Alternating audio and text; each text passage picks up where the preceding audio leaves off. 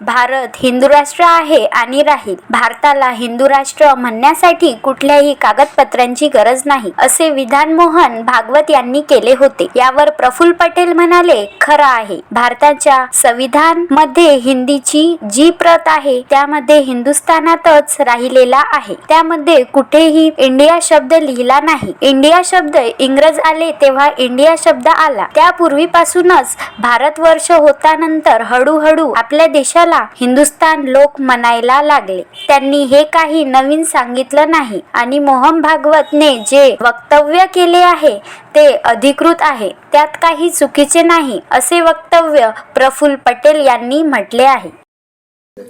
खरं आहे ना, भारताच्या संविधानमध्ये जे हिंदीची प्रत आहे त्यामध्ये हिंदुस्थानच लिहिलेलं आहे आणि त्यामध्ये कुठेही इंडिया शब्द कोणी आणला आहे? इंडिया शब्द अंग्रेज आले तेव्हा इंडिया हा शब्द आला.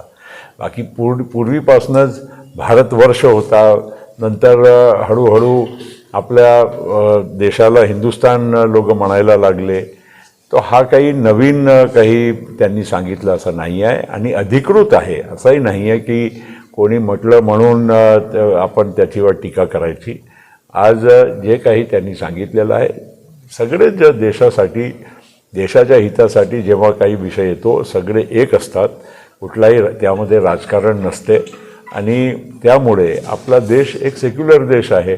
सर्व धर्म, सर्व जे काही पंथ आहे सगळ्यांना एक समान अधिकार देण्याच्या हा आपला संविधानची एक खासियत आहे आणि त्यामुळे कोणी पण काही कुठलाही वक्तव्य केलं ते काही चुकीचं नाही.